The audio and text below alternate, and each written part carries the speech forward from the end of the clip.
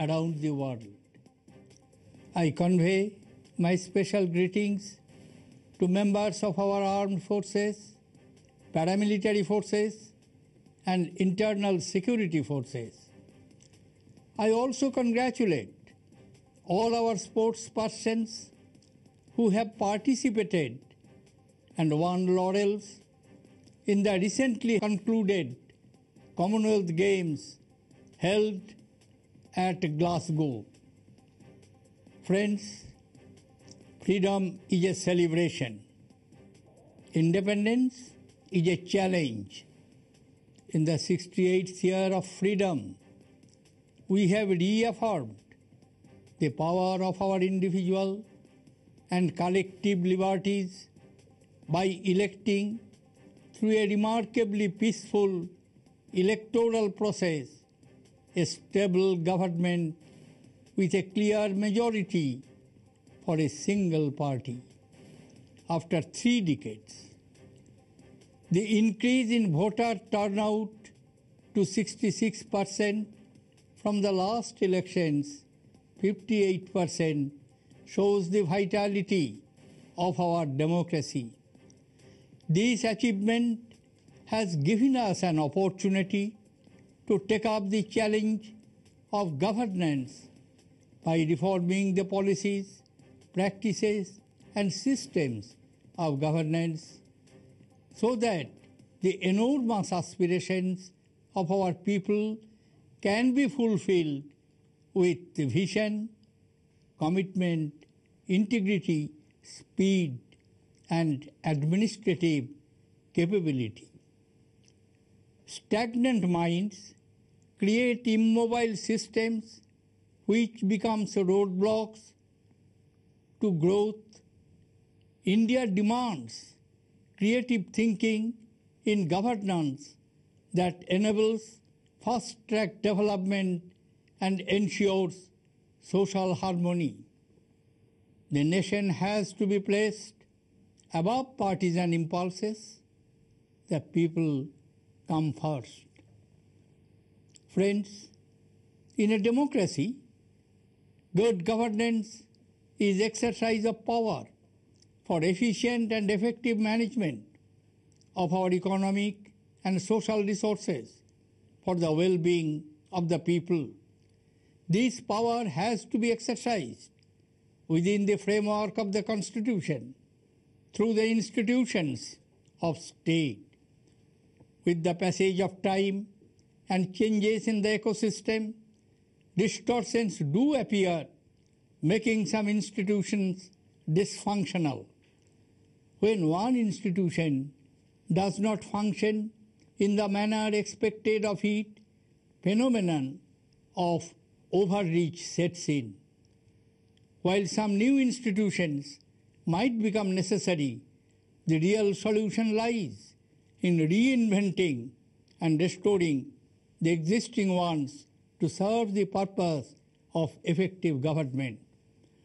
Good governance is critically dependent on rule of law, participatory decision-making, transparency, responsiveness, accountability, equity, and inclusiveness. It calls for wider involvement of the civil society in the political process. It calls for deeper engagement of the youth with the institutions of democracy. It calls for quick dispensation of justice to the people.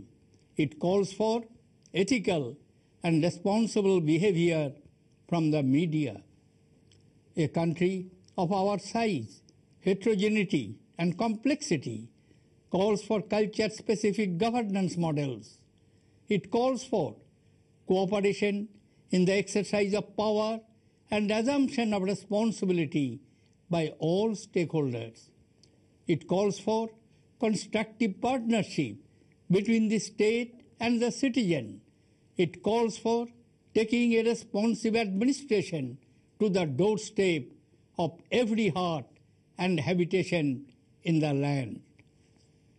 Fellow citizens, the decisive challenge of our times is to end the curse of poverty. The focus of our policies now has to move from alleviation of poverty to elimination of poverty. The difference is not mere semantics. Alleviation is a process. Elimination is a time-defined objective. In last 6 decades, the poverty ratio has declined from over 60% to less than 30%. Even then, nearly 1/3 of our population still lives below the poverty line. Poverty is not a mere statistic. Poverty has a face which becomes unbearable when it scars the visage of a child. The poor cannot and will not wait for yet another generation to see the very essentials of life, food, shelter, education, and employment being denied to them. The benefits from economic development must percolate down to the poorest of the poor. In the last decade, our economy grew at an average rate of 7.6% per year, though the growth rate was subdued at below 5% during the last 2 years. I sense a renewed vigor and optimism in the air. Signs of revival are visible. Our external sector has strengthened. Fiscal consolidation measures are beginning to show results. Notwithstanding occasional spurts, inflation has started moderating. However, food prices still remain a matter of serious concern. Record food grains production last year helped agriculture sector to grow at a healthy 4.7%. Employment has increased by an average of about 4% per year in the last decade. Manufacturing sector is on the rebound. The stage is now set for our economy to move on a high growth trajectory of 7 to 8%, which is essential to ensure the availability of adequate resources for equitable development. Fellow citizens, economy is the material part of development. Education is the essential part of it. A sound education system is the bedrock of an enlightened society. It is the bounden duty of our educational institutions to provide quality education and inculcate the core civilizational values of love for motherland, compassion for all, tolerance for pluralism, respect for women, performance of duty, honesty in life, self-restraint in conduct, responsibility in action, and discipline in young minds. By the end of the 12th five-year plan, we would have achieved a literacy rate of 80%. But would we be able to say that we have provided quality education and skills to our children to be good citizens and successful professionals? Fellow citizens, our thoughts are influenced by our environment. Yadrishi bhavanar yaksha siddhir bhavati tadrishi. It means whatever are one's thoughts, so will be the outcomes. Clean environment breeds clean thoughts. Cleanliness is a mark of self-respect. Ancient travelers like Megasthenes in the 4th century BC, Fahian in the 5th century AD, and Huanshan in the 7th century AD, when they came to India, have written about the efficient administrative systems with planned settlements and good urban infrastructure. What has gone wrong with us now? Why can't we keep our environment free of filth? The Prime Minister's call to honor the memory of Mahatma Gandhi on his 150th birth anniversary by making India a clean country by 2019 is commendable. But it can be achieved only If each Indian converts this into a national mission, every road, every path, every office, every home, every heart, every river, every stream, every particle in the air around us can be kept clean if we but care just a little. We must nurture nature so that nature continues to nurture us. My fellow citizens, though an ancient civilization, India is a modern nation with modern dreams. Intolerance and violence is a betrayal of the letter and spirit of democracy. Those who believe in the poison drip of inflammatory provocation do not understand India's values or even its present political impulses. Indians know that progress, economic or social, is difficult without peace. This may be the appropriate moment to recall the great Shivaji's letter to Aurangzeb. When the latter imposed jizya, Shivaji told the emperor that Shah Jahan, Jahangir and Akbar could also have levied this tax, but they did not give place to bigotry in their hearts, as they considered all men, high and low, created by God to be examples of the nature of diverse creeds and temperaments. The 17th century epistle of Shivaji carries a message which is universal. It must become a living testament that guides our behavior today. We can least afford to forget this message at a time when an increasingly turbulent international environment has sparked off rising dangers in our region and beyond, some clearly visible and some crawling out of the debris of unprecedented turmoil.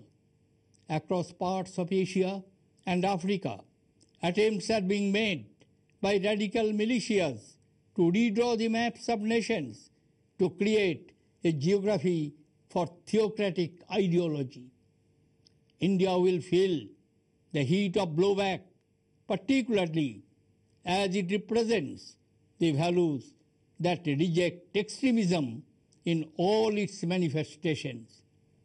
India is a beacon of democracy, equilibrium, inter and intra-faith harmony. We must defend our secular fabric with vigor. Our security and foreign policies must combine the steel of strength with the velvet of diplomacy, even as we persuade the like-minded as well as the hesitant to recognize the substantial dangers that breed within indifference. Fellow citizens, our Constitution is a consequence of our democratic culture, which reflects our ancient values. It pains me to note that this great national asset is becoming increasingly vulnerable to rash excess. Our right to freedom continues to flourish, and may that always be the case. But what about our duty to the people? I sometimes wonder, has our democracy become too noisy? Have we lost the art of contemplation and calm thinking? Is it not the time to restore the grandeur and glory of our institutions that have sustained and nourished our beautiful democracy? Should not Parliament again become the great hall of somber thought and well-debated legislation? Should not our courts of law become temples of justice? This calls for collective action by all the stakeholders. A nation is very young at 68. India has the will, energy, intellect, values and unity to claim the 21st century. The vision to win the battle of freedom from poverty is set. The journey will seem formidable only to those without conviction. As an old saying goes, Siddhir Bhavati Karmaja, which means success is born of action. Now is the time for action. Jai Hind.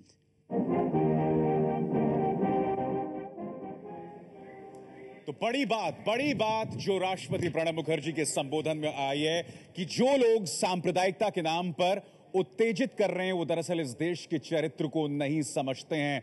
बहुत तल्ख तेवर थे यहां पर। उन्होंने कहा कि देश का एक धर्मनिरपेक्ष चरित्र है और उसे बचाना होगा, क्योंकि दुनिया भर में इस वक्त हम एक प्रतिकूल हालात का सामना कर रहे हैं, जिसकी वजह से एक बहुत बड़ी चुनौती भारत के सामने है।